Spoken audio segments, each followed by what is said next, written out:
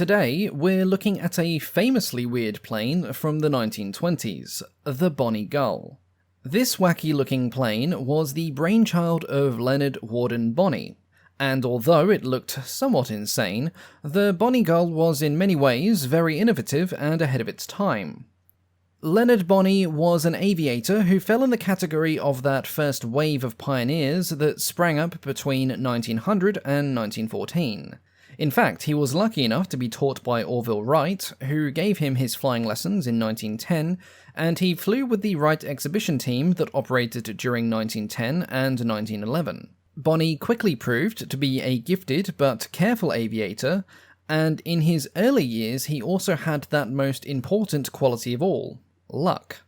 Not only did he complete multiple demonstration flights in the Wright Model B pusher without incident, but he also survived a serious crash in a monoplane when, at 1,200 feet, the elevator cable parted and he lost control. After this, most of his early aviation career was spent as a test pilot and instructor at various companies between 1912 and 1914. Uninterrupted employment in those days was hard to come by, as the aviation industry was still in its formative years, and he often moved from job to job. This, combined with being an instructor for both the Army and the Navy during the First World War, gave him a broad wealth of experience with different aircraft. And so, by the mid-1920s, Leonard Bonney was considered an experienced aviator who had a thorough understanding of aircraft design, which made it all the stranger when he decided to design and build the Bonnie Gull.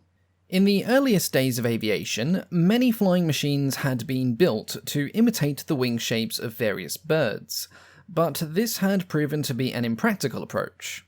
However, Leonard Bonney was somehow convinced that he could do better than his forebears, and finally achieved the perfect wing form, thus ushering in a new generation of sleek, bird-like planes. He had decided to base his wing design off that of a seagull, a bird that he was incredibly fond of, and he went through great pains to achieve as close an imitation as possible. This included, but was not limited to, taking plaster casts of a seagull's wings, and tying various weights to some unfortunate seagulls to see how much they could lift. Neither experiment was looked on with kindness by the seagull, and I expect he received many a shrewd peck in retaliation. The task of building the physical attributes of a seagull into his plane was a daunting one. However, Bonney persisted. He was also thorough, building multiple models with alterations and improvements with each iteration, and he also had one tested at a wind tunnel operated by MIT. Work eventually began on the full-scale Bonnie Gull in 1926, with construction being done with the help of the Kirkham Company, who had experience in building one-off aircraft, though perhaps nothing as ambitious as this. The design of the aircraft was as unique as it was innovative. For one thing, it was a low-wing cantilever monoplane, and one whose wing was of metal construction and had no exposed struts or wires, which was certainly considered a very modern concept in 1926. It featured an enclosed cockpit, again an uncommon feature for the time, and this held 2 comfortable leather seats and a modern instrument and control panel. The landing gear too was advanced. The main wheels were connected to the fuselage with single streamlined struts, and they had independent brakes. Unlike many aircraft at the time, which featured tail skids, the Bonnie Gull had a steerable tailwheel housed in a streamlined fairing. By far and away the most modern aspect of the Gull was the construction of the wings and control surfaces. Leonard Bonney wanted his plane to be able to take off and land in as short a run as possible, and so he poured a huge amount of time and effort into the design of the bird-like and incredibly complex wings. Not only did they feature strong dihedral and anhedral, thus resembling that of a gull, they could also be folded back for easy storage, and they also had 2 design features that would not make a mainstream appearance for decades to come. Firstly, the Bonnie Gull featured variable incidence flight surfaces. The wings had a normal angle of attack of 10 degrees. However, it was able to pivot around the main spar to increase this angle all the way up to 45 degrees.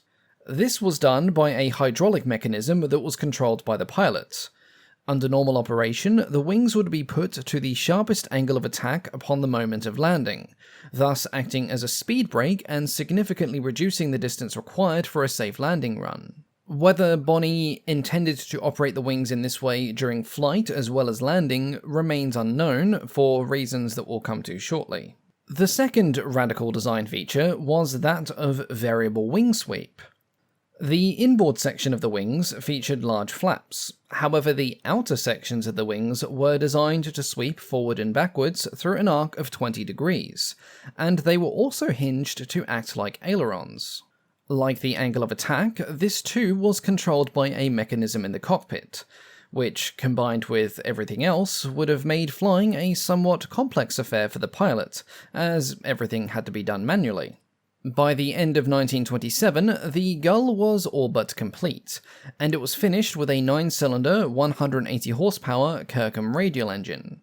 Though it may have boasted advanced design features, the Gull, with its fat body and odd-looking control surfaces, did not look easy to fly, and Leonard Bonney struggled and eventually failed to find a willing test pilot. And so he did it himself. In early 1928, he completed a test hop which ended up breaking the landing gear. However, this was repaired, and by early May, he was ready to perform the first test flights. Despite the pleas from friends, colleagues, and several fellow aviators who had known him for years, he prepared the aircraft for takeoff from Curtiss Field on the 4th of May 1928. Now, there is some video footage of the first and only flight of the Bonnie Gull. However, I didn't feel like A, paying £300 for a non-perpetual license of a 60-second clip that would expire after just a few years, or B, receiving a copyright claim for posting an unlicensed video, and so we're just going to have to deal with some still photos instead.